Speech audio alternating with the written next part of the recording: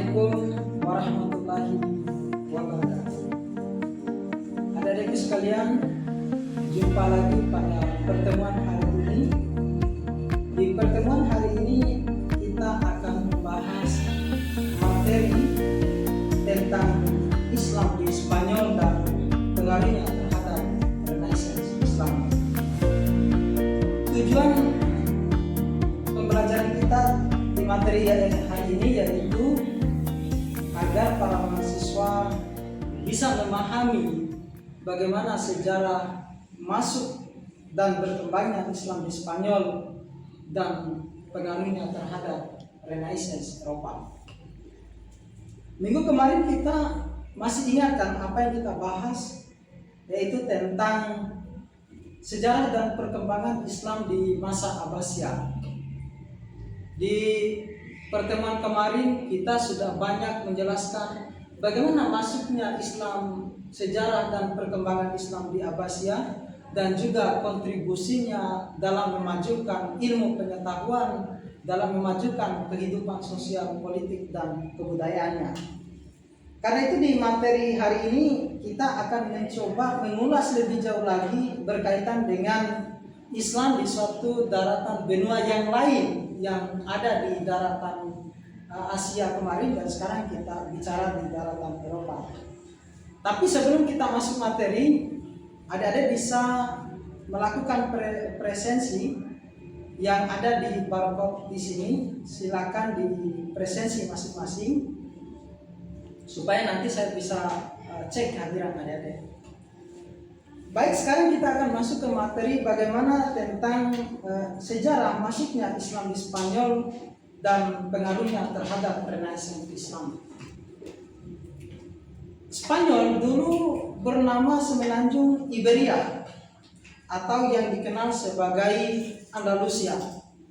Ada beberapa buku yang paling menarik untuk adik-adik bisa baca dalam menambah hasanah pengetahuan adik-adik tentang Islam di Spanyol. Tulisan Philip Kahiti cukup bagus, dan ada satu juga yang tidak kalah menarik yang menurut saya adalah buku ini yang ditulis oleh saya sendiri yang berjudul Cahaya dari Andalusia, Sejarah Kebangkitan Peradaban Islam di Eropa.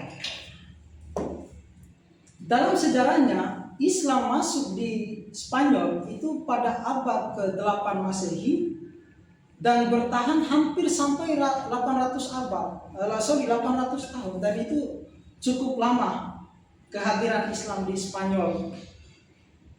Terutama kalau kita lihat itu di masa Khalifah Umayyah di Cordoba, di mana pada saat itu telah melahirkan satu peradaban maju yang cukup terkenal sebagai Andalusia.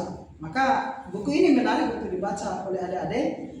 Di masa inilah terjadi perkembangan yang cukup pesat, baik di bidang ilmu pengetahuan, di bidang seni, budaya, arsitektur, dan juga toleransi masyarakat di Spanyol itu cukup erat.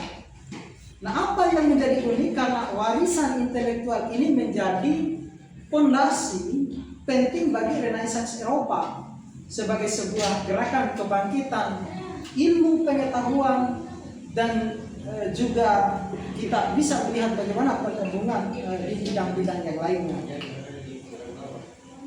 Yang pertama, masuknya Islam di Spanyol itu dilakukan oleh dinasti Umayyah pada abad 711 Masehi. Di tahun itu pasukan Muslim yang dipimpin oleh Tariq bin Ziyad, itu seorang jenderal besar, mendarat di Selat Gibraltar dan mengalahkan Raja Visigoth yang bernama Robert pada saat itu dalam sebuah pertempuran yang dikenal dengan pertempuran Guadalete. Nah, penaklukan ini itu didukung penuh oleh dinasti Umayyah di Damaskus, karena pada saat itu dinasti Umayyah itu pusatnya di Damaskus. Lalu kemudian dia memperluas wilayah kekuasaannya sampai ke tanah yang sekarang disebut sebagai Al-Andalus atau Andalusia. Nah, dalam perkembangan Al-Andalusia itu kemudian bertransformasi dari wilayah militer ke provinsi beradab di bawah kepemimpinan yang istilah baru dalam dunia Islam yang disebut sebagai Emirat Cordoba. Disebut Emirat karena pemimpin itu dinamai Emir. Sementara di era-era yang berpusat di Umayyah itu dipimpin oleh Khalifah. Nah, di masa kekhalifahan atau keemiran Cordoba yang cukup terbilang lama karena dimulai dari tahun 929 sampai 1031 Masehi, Andalusia itu menjadi pusat perkembangan ilmu dan kebudayaan dunia Islam. Dengan kota Cordoba pada saat itu menjadi salah satu kota terbesar dan paling maju di dunia. Dan bisa dibayangkan ketika orang-orang Eropa belum mengenal yang namanya kebersihan, mereka masih membuang sembarangan, buang air besar, bahkan di belakang kastil mereka dijadikan sebagai tempat untuk membuang air besar. Orang-orang Islam sudah membangun peradaban yang cukup maju, yang cukup beradab dan cukup bersih. Dan di saat inilah orang-orang Eropa terperangah melihatnya. Pencapaian intelektual dan budaya Islam ketika Islam masuk ke Andalusia bisa dilihat. Yang pertama, ilmu pengetahuan berkembang pesat dengan hadirnya para ilmuwan-ilmuwan Islam yang kemudian di dunia Eropa dinamai dan dikenal dengan tokoh seperti Ibnu Rus, itu dikenal di Eropa dengan nama Averroes. Ibnu Sina dikenal dengan Avicenna. Dan orang-orang itu adalah orang-orang Muslim yang melahirkan karya-karyanya, dan karya-karyanya itu diterjemahkan dalam bahasa Latin dan disebarluaskan di Eropa pada saat itu. Munculnya tokoh-tokoh yang berkembang di bidang matematika, astronomi, kedokteran dan juga filsafat pada saat itu cukup berkembang pesat, sehingga inilah yang membuat universitas-universitas itu mengemuka di Eropa pada saat itu. Dengan munculnya universitas di Toledo dan Granada menjadi pusat penerjemahan karya-karya Yunani dalam ke bahasa Arab dan bahasa Latin. Kemudian ada arsitektur yang cukup unik dengan hadirnya karya seni dan arsitektur masjid, istana, dan taman itu menunjukkan adanya perpaduan keindahan dan fungsionalitasnya. Bisa Anda lihat Masjid Cordoba dan juga Alhambra di Granada sebagai bentuk perpaduan yang cukup unik antara keindahan dengan fungsionalitasnya, di mana spiritualitas itu menjadi sesuatu yang penuh dengan kesenian dalam tempat-tempat seperti tadi. Di samping ada seni kaligrafi dan juga geometris, itu yang mempengaruhi gaya gotik dan renaissance awal. Yang selain daripada itu ada hal yang menarik, karena di Eropa terjadi potret toleransi, atau istilah kita yang terkenal di Indonesia sekarang ini sebagai moderasi. Jauh sebelum ada istilah moderasi, potret moderasi itu dikembangkan oleh orang-orang Islam yang berpusat di Andalusia, yang dikenal dengan konsep convivencia. Jadi konsep itu tujuannya yaitu hidup berdampingan antara Muslim, Yahudi, dan juga Kristen. Dan juga selain daripada itu terjadi interaksi, perjumpaan, negosiasi, dan kontestasi budaya dalam rangka mempercepat ilmu pengetahuan dan teknologi. Kemudian bagaimana tentang pengaruh Islam terhadap Renaissance Eropa?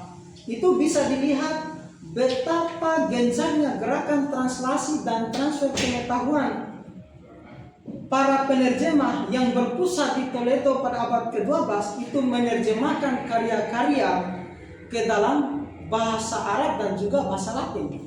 Jadi bayangkan, karya-karya yang dikembangkan oleh para ilmuwan Islam itu kemudian diterjemahkan ke dalam bahasa Latin, lalu kemudian disebarkan, dan inilah yang membuat orang-orang Eropa mulai bersemangat belajar tentang ilmu pengetahuan dan kemajuan yang membawa Eropa kelak menjadi negara bangsa yang cukup maju di abad modern. Termasuk karya Aristoteles yang sebelumnya hilang di Eropa, itu kemudian ditemukan kembali oleh para cendekiawan muslim melalui penafsiran daripada filsuf-filsuf muslim. Selain daripada itu, ilmu pengetahuan mulai terstruktur, berkembang, sehingga terjadilah perintisan metodologi ilmiah. Ilmuwan muslim itu memperkenalkan metode yang namanya observasi, eksperimen, atau logika empiris yang menjadi dasar daripada metode ilmiah.